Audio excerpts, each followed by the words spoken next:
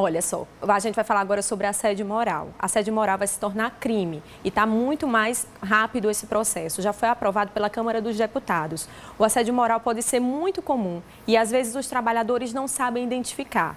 Há casos de humilhação, sobrecarga de trabalho e até impedimento de ir ao banheiro, por exemplo. E as empresas estão se adequando para impedir que isso aconteça. E o Debrando Neto conheceu um ótimo exemplo. Veja aí.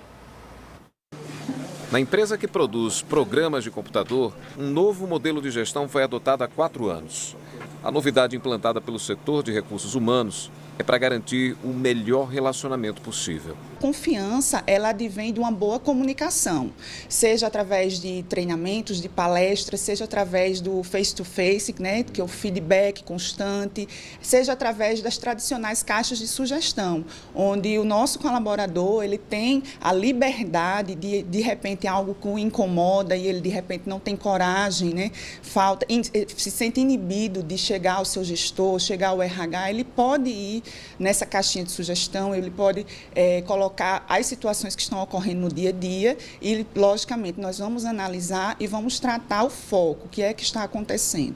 Tudo isso para que a gente possa manter esse bom relacionamento e esse clima, né, que nós tanto almejamos, que é um bom clima organizacional. Na última pesquisa para avaliar o nível de satisfação, os colaboradores se disseram mais felizes e realizados. Um bom caminho para reduzir os riscos de assédio moral no ambiente de trabalho. A garantia de que o que estamos fazendo está pelo caminho certo e que visa minimizar esse tipo de assunto que é tão chato, né? Que é a questão do assédio e que não combina com a nossa empresa, na verdade. A psicóloga especialista em recursos humanos explica que envolver a equipe, atribuir participação e responsabilidade aos colaboradores é um recurso que ajuda muito. Se reflete na eficiência do serviço prestado e ainda evita conflitos. O assédio moral ele é caracterizado por 3 fatores: a humilhação, a inferiorização e também quando o funcionário ele se sente de certa forma ameaçado. Então, dentro desse contexto profissional, nessas 3 categorias, quando há o assédio moral, independente da hierarquia, se seja um gestor diante de um subordinado ou um subordinado para com seu gestor. Então, é importante para que não aconteça o assédio moral, o fortalecimento dos vínculos e a autorresponsabilidade do funcionário. A prática está mais perto de se tornar crime, punido com até 2 anos de detenção e multa, pena que pode ser aumentada de 1/3 se a vítima for menor de 18 anos. É o que diz o projeto de lei que tipifica o assédio moral no trabalho e foi aprovado na Câmara dos Deputados. Nos últimos 5 anos, o Ministério Público do Trabalho recebeu mais de 29 mil denúncias, ajuizou 817 ações e firmou quase 3 mil termos de ajustamento de conduta sobre o tema. Aqui na Paraíba, somente no ano passado, foram 516 processos de assédio moral em ambiente de trabalho. E esse assunto é tão delicado, Bruno, que merece ser bastante discutido. Precisa. Exatamente. Aqui conosco tem a advogada Taniele Freire. Boa tarde, Taniele. Boa tarde, Seja Vanessa. muito bem-vinda. Obrigada. Eu e Bruno, nós vamos te fazer algumas perguntas, porque a gente abriu para o público também, mas de primeira, deve ter gente nos assistindo e às vezes não sabe muito bem o conceito de assédio moral. E aí pode não saber como identificar, né? Qual seria a maneira? De fato, Vanessa e Bruno, um assunto bem sério. A maneira mais simples de identificar um assédio moral é quando você nota que alguém ali, naquela relação de trabalho, ela está sendo exposta a situações humilhantes, constrangedoras, tá? Durante a jornada de trabalho e no exercício de suas funções. Essas condutas negativas e humilhantes, elas podem gerar na vítima danos de natureza física e mental. Bruno. A gente recebeu muitas perguntas dos nossos telespectadores. Por uma questão óbvia, eu não vou identificá-los, mas uma pergunta que chega aqui do bairro do Bessa. A pessoa diz o seguinte, que ela pediu demissão do trabalho depois que a coordenadora passou a assediá-la por conta dos elogios dos donos da empresa. Então, me parece que são 2 casos, né? Ela estava sendo duplamente assediada e ela chegou a pedir demissão.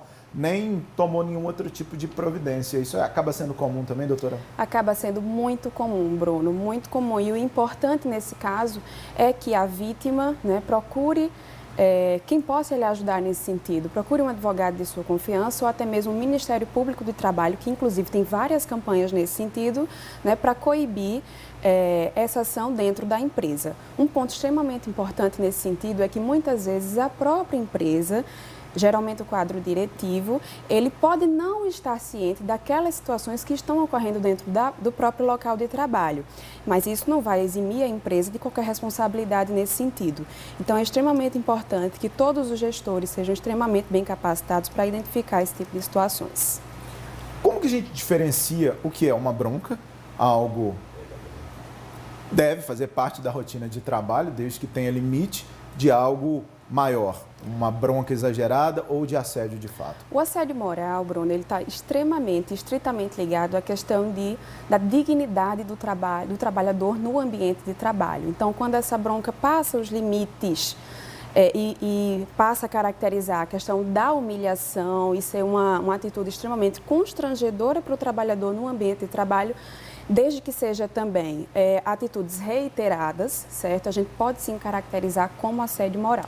E Bruno, uma dúvida, só para acrescentar, quais seriam as maneiras de provar esse assédio moral, já que existe tanta dúvida? Para você tirar uma dúvida com o advogado ou até com o Ministério Público do Trabalho, por exemplo. Importante mesmo, Vanessa, esse apontamento. Muitos desses assédios, dessas condutas negativas, elas partem através de bilhetinhos, né? De alguns fatos que ocorrem na empresa e várias pessoas analisam e veem, presenciam aquelas situações. Então, pode ser tanto através da prova física, através de documentos, como também testemunhal. Num processo nesse sentido, é muito comum que nós sempre arrolemos como testemunha, nesses casos, trabalhadores que já trabalharam naquele ambiente, naquela empresa, presenciaram as situações e podem ajudar a vítima nesse sentido. Mais uma perguntinha aqui de telespectador, e aí ele pergunta o que fazer quando uma funcionária assedia o patrão, e ele pergunta também se há assédio entre funcionários, há essa relação de hierarquia, há também casos... É muito menos comum, né? Mais comum que isso ocorra numa relação hierárquica autoritária entre o chefe e o trabalhador. Mas o assédio moral, ele pode sim, tanto acontecer entre pares, né? Como do funcionário para com o seu gestor e do gestor para com o seu funcionário. Olha, uma funcionária de uma escola dizendo que trabalha numa sala de aula que não tem cadeira para os professores sentarem, não tem local de descanso, não tem birô, chamada no relatório é feita em pé. Se isso caracteriza assédio ou se isso é problema de condição de trabalho mesmo? É sim problema de condição de trabalho, mas também pode caracterizar assédio moral, tendo em vista que está estritamente ligado com as condições de trabalho e com a dignidade do trabalhador no exercício daquela atividade.